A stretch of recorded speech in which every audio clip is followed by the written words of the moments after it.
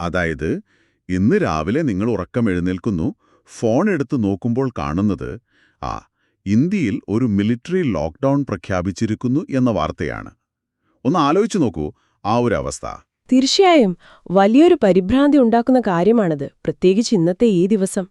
അതെ, ഇന്ന് 2026 മാർച്ച് 24. കൃത്യം 6 വർഷങ്ങൾക്ക് മുൻപ്, അതായത് 2020-ൽ നമ്മൾ ആദ്യത്തെ കോവിഡ് ലോക്ക്ഡൗൺ നേരിട്ട അതേ ദിവസം. അതെ, നമ്മൾ ഒരിക്കലും മറക്കാത്ത ആ ദിവസം. കറക്റ്റ്.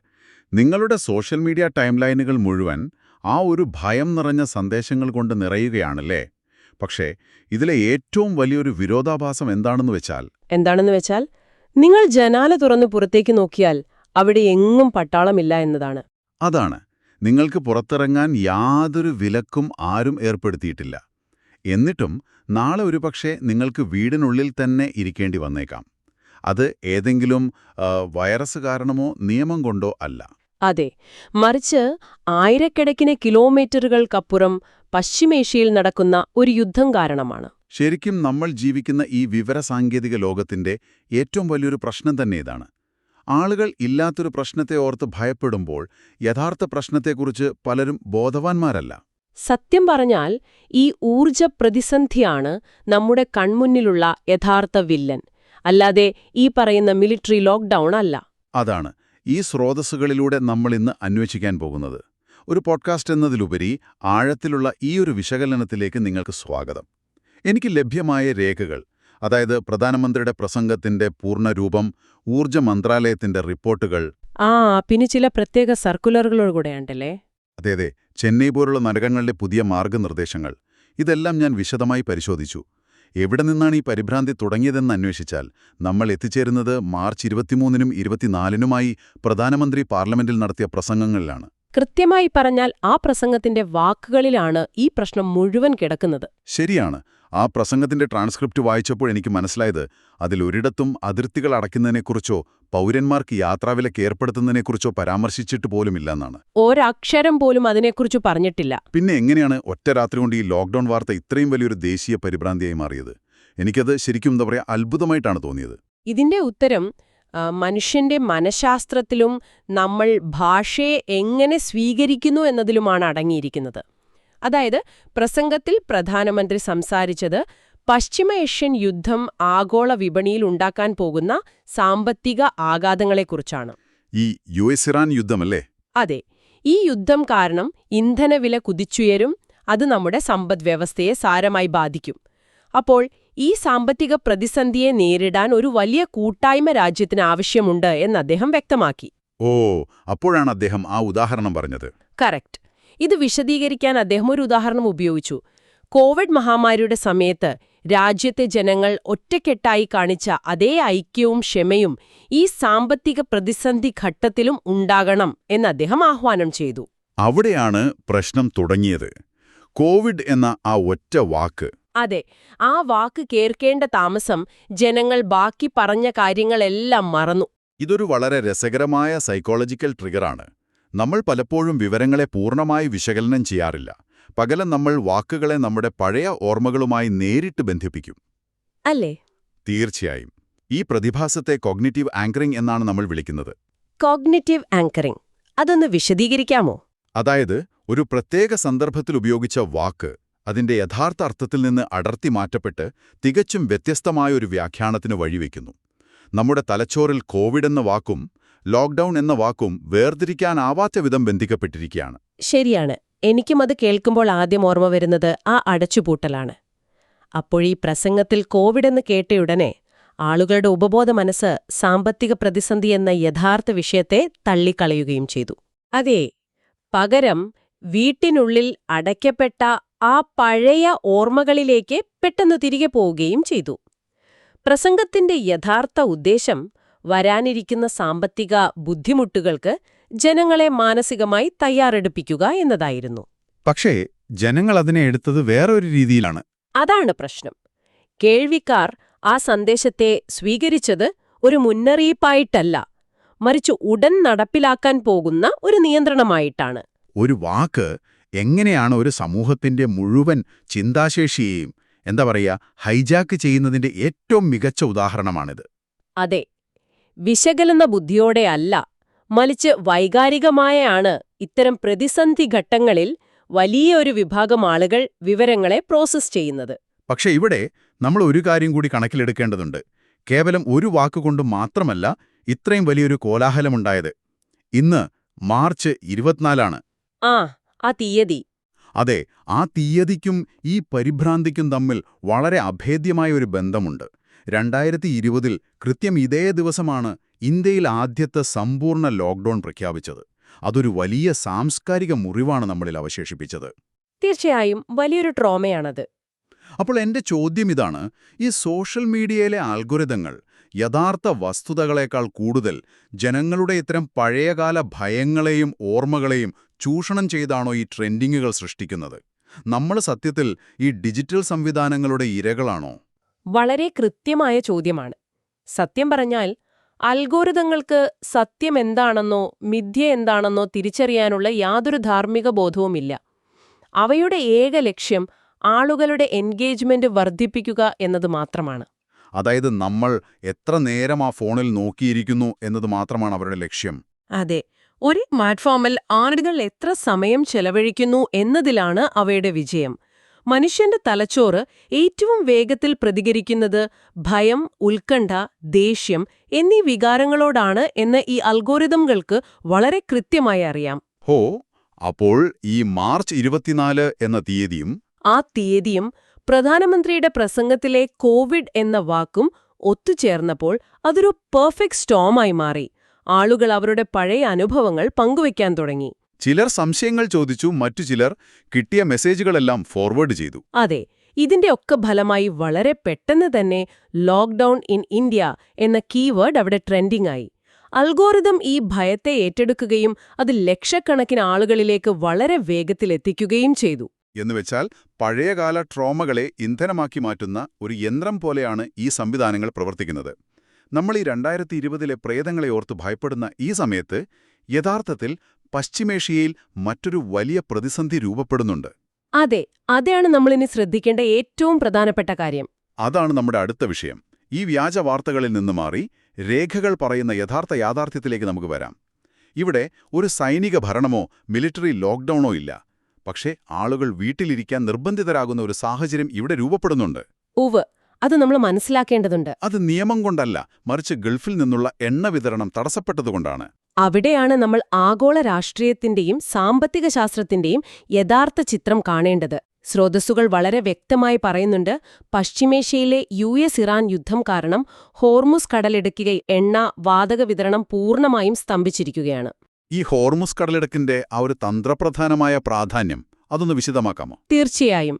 ലോകത്തുൽപ്പാദിപ്പിക്കുന്ന എണ്ണയുടെ സിംഹഭാഗവും വരുന്നത് ഈ സമുദ്രപാതയിലൂടെയാണ്. പ്രത്യേകിച്ച് ഇന്ത്യയെപ്പോലുള്ള രാജ്യങ്ങളിലേക്കുള്ള ഇന്ധനമല്ലേ? അതെ, കൃത്യമായി പറഞ്ഞാൽ ഇന്ത്യയിലേക്കുള്ള ഇന്ധനം കപ്പലുകളിൽ വരുന്നത് ഈ വഴിയിലൂടെയാണ്. അപ്പോൾ യുദ്ധം കാരണം ആ വഴി അടയുമ്പോൾ അത് വെറുമൊരു കപ്പലുകൾ വൈകുന്ന പ്രശ്നമല്ല. ഒരിക്കലുമല്ല. അത് കേവലം കപ്പലുകൾ വൈകുന്നൊരു പ്രശ്നമല്ല, മറിച്ച് ആഗോള ഊർജ്ജ വിതരണ ശൃംഖലയുടെ നട്ടെല്ലൊടിയുന്നതിന് തുല്യമാണ്. അപ്പോൾ നമ്മുടെ ദൈനംദിന ജീവിതത്തിൽ ഇത് എങ്ങനെയാണ് പ്രതിഫലിക്കുന്നതെന്ന് നോക്കാം. നമുക്ക് ആവശ്യമായ ഇന്ധനത്തിന്റെ വലിയൊരു ശതമാനം ഇറക്കുമതി ചെയ്യുന്ന രാജ്യമാണ് നമ്മുടേത്. ഈ സപ്ലൈ ചെയിൻ മുറിയുമ്പോൾ നമ്മുടെ സ്ട്രാറ്റജിക് ഓയിൽ റിസർവുകൾ, അതായത് അടിയന്തര ഘട്ടങ്ങളിൽ ഉപയോഗിക്കാനായി മാറ്റിവെച്ചിരിക്കുന്ന ഇന്ധനശേഖരം, അത് എത്ര കാലത്തേക്ക് തികയും എന്നതൊരു വലിയ ചോദ്യമാണ്. അതെ, അതാണ് ഏറ്റവും വലിയ പേടി. ഇതിന്റെ ഫലമായിട്ടാണ് സർക്കാരിന് ഇപ്പോൾ രാജ്യവ്യാപകമായി ഇന്ധന റേഷൻ ഏർപ്പെടുത്തേണ്ടി വന്നിരിക്കുന്നത്. അതെ, പെട്രോൾ പമ്പുകളിൽ നിയന്ത്രണങ്ങൾ വരുന്നു. ആവശ്യത്തിന് മാത്രം ഇന്ധനം ഉപയോഗിക്കാൻ സർക്കാർ കർശന നിർദ്ദേശം നൽകുന്നു. കറക്റ്റ്. ഇതിന്റെ ഭാഗമായാണ് IT കമ്പനികളോടും മറ്റു സ്ഥാപനങ്ങളോടും ജീവനക്കാരെ പരമാവധി വർക്ക് ഫ്രം ഹോം ചെയ്യാൻ പ്രോത്സാഹിപ്പിക്കണമെന്ന് സർക്കാർ ആവശ്യപ്പെടുന്നത്. ഊർജം ലാഭിക്കുക എന്നത് മാത്രമാണ് ഇതിനു പിന്നിലെ ലക്ഷ്യം. ഈ റേഷനിംഗ് സംവിധാനത്തെക്കുറിച്ച് ഈ രേഖകളിൽ കൃത്യമായി പറയുന്നുണ്ടല്ലോ. ഉണ്ട്. ഈ റേഷനിംഗ് സംവിധാനം ഗണിതശാസ്ത്രപരമായി അനിവാര്യമായ ഒന്നാണ്. നമുക്ക് ലഭ്യമായ വിഭവങ്ങൾ വളരെ പരിമിതമാണ്. അതുകൊണ്ട് അത് അത്യാവശ്യ സേവനങ്ങൾക്കായി മാത്രം ഉപയോഗിക്കണം. അതായത് ആംബുലൻസുകൾ, ഭക്ഷ്യവിതരണം, പിന്നെ നമ്മുടെ സുരക്ഷാ സേനകൾ. അതെ, ഇവർക്കൊക്കെയായി മാറ്റിവെക്കേണ്ടതുണ്ട്. സാധാരണക്കാരുടെ യാത്രകൾ കുറയ്ക്കുക എന്നതിലൂടെ ലക്ഷക്കണക്കിന് ലിറ്റർ ഇന്ധനമാണ് പ്രതിദിനം ലാഭിക്കാൻ സാധിക്കുന്നത്. ശരിക്കും ഇതൊരു സാമ്പത്തിക അതിജീവന തന്ത്രമാണ്. അപ്പോൾ ഈ വർക്ക് ഫ്രം ഹോം എന്നത് വെറുമൊരു സൗകര്യമല്ല. അല്ല, വർക്ക് ഫ്രം ഹോം എന്നത് കേവലം ഒരു സൗകര്യമല്ല, മറിച്ച് രാജ്യത്തിന്റെ ഊർജ്ജ ഉപഭോഗം കുറയ്ക്കാനുള്ള ഏറ്റവും ഫലപ്രദമായ മാർഗമായി മാറിയിരിക്കുകയാണിപ്പോൾ. ഇതൊക്കെ ശരിയാണ്. ഇതെല്ലാം സാമ്പത്തിക നടപടികളാണെന്നും ഊർജ്ജ സംരക്ഷണമാണെന്നും ഗവൺമെന്റ് പറയുന്നുണ്ട്. പക്ഷേ എനിക്കിവിടെ ചെറിയൊരു വിയോജിപ്പുണ്ട്. എന്താണ് ആ വിയോജിപ്പ്? അതായത്, ഒരു സാധാരണക്കാരന്റെ കോണിൽ നിന്നൊന്ന് ചിന്തിച്ചു നോക്കൂ. എനിക്ക് ഓഫീസിൽ പോകാൻ സ്വന്തം വണ്ടിയിലൊഴിക്കാൻ പെട്രോളില്ല. ബസ്സുകൾ വളരെ കുറവാണ്, ഉള്ളവയിൽ തന്നെ വലിയ തിരക്കാണ്. ഇന്ധനം ലാഭിക്കാൻ വേണ്ടി എന്റെ കമ്പനി എന്നോട് വീട്ടിലിരുന്ന് ജോലി ചെയ്യാൻ പറയുന്നു. മനസ്സിലായി. നിയമം മൂലം ആരും എന്നെ തടയുന്നില്ലായിരിക്കാം, എന്നാൽ സാഹചര്യങ്ങൾ എന്നെ വീട്ടിലിരുത്തുകയാണ്. ഫലത്തിൽ ഇതൊരു സോഫ്റ്റ് ലോക്ക്ഡൗൺ ആയിട്ടല്ലേ ആളുകൾക്ക് അനുഭവപ്പെടുക? സർക്കാർ എന്ത് പേരിട്ട് വിളിച്ചാലും നമ്മൾ അനുഭവിക്കുന്ന ബുദ്ധിമുട്ട് ഒന്നു തന്നെയല്ലേ? കാഴ്ചപ്പാട് എനിക്ക് മനസ്സിലാകും. കാഴ്ചയിൽ രണ്ടും സമാനമായി തോന്നാം. കാരണം രണ്ടും ആളുകളുടെ സഞ്ചാരത്തെ പരിമിതപ്പെടുത്തുന്നുണ്ട്. പക്ഷേ ഇവ തമ്മിലുള്ള അടിസ്ഥാനപരമായ വ്യത്യാസം നമ്മൾ കൃത്യമായി മനസ്സിലാക്കേണ്ടതുണ്ട്. എന്താണ് ആ വ്യത്യാസം? അത് കേൾക്കുന്നവർക്ക് കൂടി ഒന്ന് ക്ലിയറാക്കി കൊടുക്കാമോ? തീർച്ചയായും. ഒരു മിലിറ്ററി ലോക്ക്ഡൗൺ അല്ലെങ്കിൽ കർഫ്യൂ എന്നു പറയുന്നത് പൗരന്മാരുടെ മൗലികാവകാശങ്ങൾക്കുമേൽ ഭരണകൂടം നേരിട്ട് നടത്തുന്ന ഇടപെടലാണ്. അവിടെ നിങ്ങൾക്ക് പുറത്തിറങ്ങാൻ നിയമപരമായ അവകാശമില്ല. പുറത്തിറങ്ങിയാൽ അത് നിയമലംഘനമാകും. അതായത് ഗവൺമെന്റ് നമ്മുടെ സ്വാതന്ത്ര്യം ഇല്ലാതാക്കുന്നു. അതെ, ഭരണകൂടം നിങ്ങളുടെ ഏജൻസി അല്ലെങ്കിൽ സ്വാതന്ത്ര്യം പൂർണ്ണമായും എടുത്തുകളയുന്നു. എന്നാൽ ഇപ്പോൾ സംഭവിക്കുന്നത് അതല്ല. ഇതൊരു സാമ്പത്തിക ഊർജ്ജ സംരക്ഷണ നടപടിയാണ്. ഇവിടെ സർക്കാർ നിങ്ങളോട് പുറത്തിറങ്ങരുത് എന്ന് നിയമം മൂലം പറയുന്നില്ല. എനിക്ക് വേണമെങ്കിൽ പുറത്തിറങ്ങി നടക്കാം. അതെ, നിങ്ങൾക്ക് നടക്കാനോ സൈക്കിളിൽ പോകാനോ ലഭ്യമായ പൊതുഗതാഗതം ഉപയോഗിക്കാനോ യാതൊരു വിലക്കുമില്ല. നിങ്ങൾക്ക് പുറത്തു പോകാനുള്ള പൂർണ്ണ സ്വാതന്ത്ര്യമുണ്ട്. എന്നാൽ മാർക്കറ്റിലെ വിഭവങ്ങളുടെ ദൗർലഭ്യം നിങ്ങളുടെ യാത്രാ സൗകര്യങ്ങളെ ഇല്ലാതാക്കുന്നു എന്നു മാത്രം. എന്നുവെച്ചാൽ ഒന്ന് ഭരണകൂടത്തിന്റെ നിയന്ത്രണമാണ്, മറ്റൊന്ന് സാമ്പത്തിക യാഥാർത്ഥ്യവും. ഈ വ്യത്യാസം വളരെ പ്രധാനപ്പെട്ടതാണ്. അതെ, വളരെ കൃത്യം. ആ അവകാശങ്ങൾ റദ്ദാക്കപ്പെടുന്നതും സൗകര്യങ്ങൾ കുറയുന്നതും തമ്മിലുള്ള വ്യത്യാസം നമ്മൾ അറിഞ്ഞിരിക്കണം. വിശദീകരണം വളരെ വ്യക്തമാണ്. അപ്പോൾ ഈ ഇന്ധനക്ഷാമത്തിന്റെ സാമ്പത്തിക യാഥാർത്ഥ്യം നമ്മൾ മനസ്സിലാക്കി. ഇനി നമുക്ക് സുരക്ഷയുടെ കാര്യത്തിലേക്ക് വരാം. പശ്ചിമേഷ്യയിലെ യുദ്ധം നടക്കുന്നു എന്ന വാർത്ത കേൾക്കുമ്പോൾ തന്നെ ജനങ്ങൾക്ക് സ്വാഭാവികമായും രാജ്യരക്ഷയെക്കുറിച്ചും ഒരാശങ്കയുണ്ടാകുമല്ലോ. ഉണ്ടാകും, അത് വളരെ സ്വാഭാവികമാണ്. സ്രോതസ്സുകളിൽ നിന്ന് വ്യക്തമാകുന്നത് നമ്മൾ സൈനികമായി വളരെ സുരക്ഷിതരാണെന്നാണ്. ഇന്ത്യയുടെ അതിർത്തികളിൽ സൈന്യം കനത്ത ജാഗ്രതയിലാണുള്ളത്. അതിലുപരി പേർഷ്യൻ ഗൾഫിലൂടെ വരുന്ന നമ്മുടെ വാണിജ്യ കപ്പലുകൾക്ക് ഇന്ത്യൻ നാവികസേന നേരിട്ട് സുരക്ഷയൊരുക്കുന്നുണ്ട്. അതെ, നാവികസേന അവിടെ വളരെ ആക്റ്റീവാണ്. ഇതെല്ലാം എന്തിനാണെന്ന് ചോദിച്ചാൽ നമ്മുടെ ചരക്ക് ഗതാഗതം പൂർണ്ണമായി നിലച്ചുപോകാതിരിക്കാനും സാമ്പത്തിക ഭദ്രത ഉറപ്പാക്കാനുമാണ്. നാവികസേനയുടെ ഈയൊരു ഇടപെടൽ വളരെ നിർണായകമാണ്. കാരണം ആഗോള വിതരണ ശൃംഖലയുടെ സുരക്ഷ എന്നത് ഒരു രാജ്യത്തിന്റെ ആഭ്യന്തര സുരക്ഷ പോലെ തന്നെ പ്രധാനപ്പെട്ടതാണിപ്പോൾ. ശരിയാണ്. ആ സപ്ലൈ ചെയിൻ മുറിഞ്ഞാൽ എല്ലാം തീർന്നു.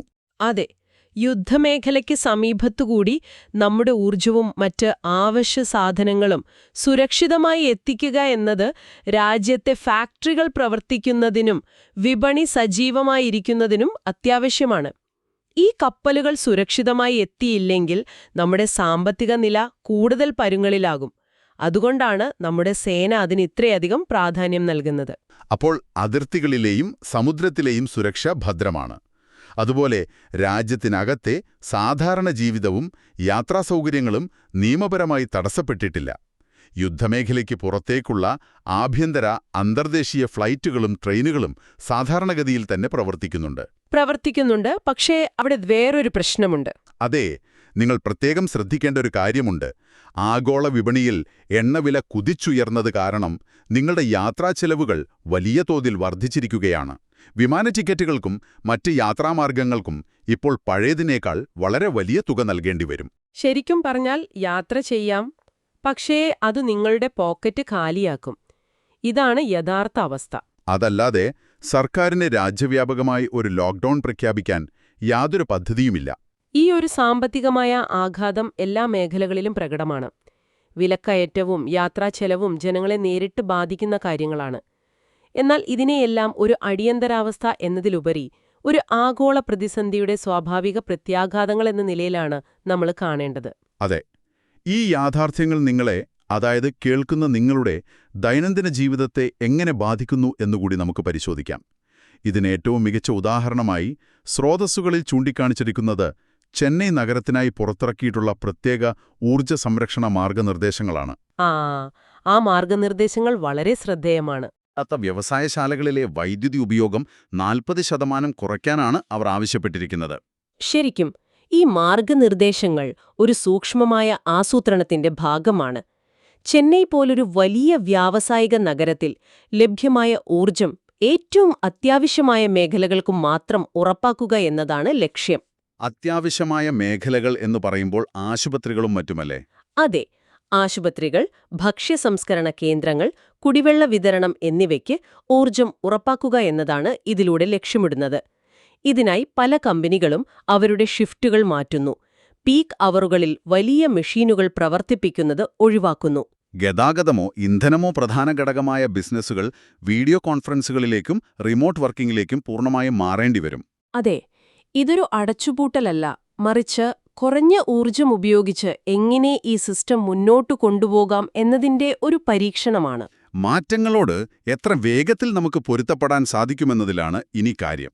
അപ്പോൾ നമ്മൾ ഇതുവരെ വിശകലനം ചെയ്ത കാര്യങ്ങൾ ഒന്നുകൂടി വ്യക്തമാക്കാം.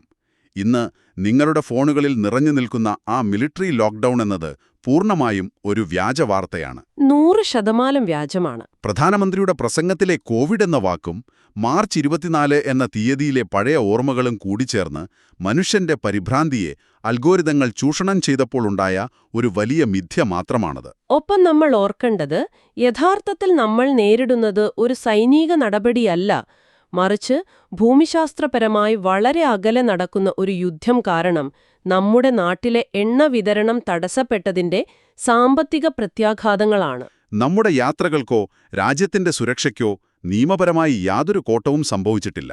ഇല്ല. എന്നാൽ ഇന്ധനക്ഷാമം കാരണം നമുക്ക് ചില ബുദ്ധിമുട്ടുകൾ സഹിക്കേണ്ടിവരും, ചില പുതിയ രീതികളോട് പൊരുത്തപ്പെടേണ്ടിവരും. ഇതാണ് വസ്തുത. വളരെ കൃത്യം. ഇനി ഈ വിശകലനം അവസാനിപ്പിക്കുന്നതിന് മുമ്പ് നിങ്ങൾക്ക് സ്വന്തമായി ചിന്തിക്കാൻ വേണ്ടി ഒരു കാര്യം ഞാൻ ചോദിക്കാം. ഇന്ന് നമ്മൾ 2 തരം വിതരണ ശൃംഖലകളുടെ, അതായത് സപ്ലൈ ചെയിനുകളുടെ തകർച്ചയാണ് കണ്ടത്. 2 തരം സപ്ലൈ ചെയിനുകളോ? അതെ. ഒന്ന്, യഥാർത്ഥ ലോകത്തെ ഇന്ധന വിതരണ ശൃംഖല. ആയിരക്കണക്കിന് കിലോമീറ്ററുകൾക്കപ്പുറം ഹോർമുസ് കടലിടുക്കിൽ കുറച്ച് കപ്പലുകൾ തടയപ്പെട്ടപ്പോൾ നമ്മുടെ നാട്ടിലെ പെട്രോൾ പമ്പുകൾ കാലിയായി, ഫാക്ടറികൾക്ക് പ്രവർത്തനം ചുരുക്കേണ്ടി വന്നു. നമ്മുടെ ഈ ആധുനിക ലോകം എത്രമാത്രം ദുർബലമായ ഒരു നൂലിലാണ് കെട്ടിനിൽക്കുന്നത് എന്ന് നോക്കൂ. ശരിയാണ്, വളരെ എളുപ്പത്തിൽ തകരുന്ന ഒന്നാണത്. എന്നാൽ അതിനേക്കാൾ ഭയപ്പെടുത്തുന്ന മറ്റൊന്നുണ്ട്: നമ്മുടെ വിവരവിനിമയ ശൃംഖലകളുടെ തകർച്ച. ഒരു പഴയ തീയതിയും ഒരു പ്രസംഗത്തിലെ ചെറിയൊരു വാക്കും മാത്രം മതിയായിരുന്നു യാതൊരു അടിസ്ഥാനവുമില്ലാത്ത ഒരു വലിയ പരിഭ്രാന്തി ഈ രാജ്യത്ത് മുഴുവൻ സൃഷ്ടിക്കാൻ. അത് സത്യമാണ്. ആളുകൾ എത്ര പെട്ടെന്നാണ് പാനിക്കായത്. അതെ, വസ്തുതകൾ പരിശോധിക്കാൻ നമുക്ക് സെക്കൻഡുകൾ മതി. എന്നിട്ടും നമ്മൾ അൽഗോരിതങ്ങൾ കാണിച്ചു തരുന്ന ഭയത്തിന് പിന്നാലെ പോയി. നാളെ ഇതിലും വലിയൊരു യഥാർത്ഥ പ്രതിസന്ധി നമ്മളെ തേടി വന്നാൽ ഈ വാട്സാപ്പ് ഫോർവേഡുകൾക്കും ട്രെൻഡിങ്ങുകൾക്കും അപ്പുറം യാഥാർത്ഥ്യവും ഊഹാപോഹങ്ങളും വേർതിരിച്ചറിയാൻ നിങ്ങൾക്ക് സാധിക്കുമോ? ആ നിർണായകമായ ചോദ്യം നിങ്ങൾക്ക് മുന്നിൽ വെച്ചുകൊണ്ട് നമ്മൾ ഇന്നത്തെ ഈ അന്വേഷണം അവസാനിപ്പിക്കുകയാണ്. വീണ്ടും കാണാം.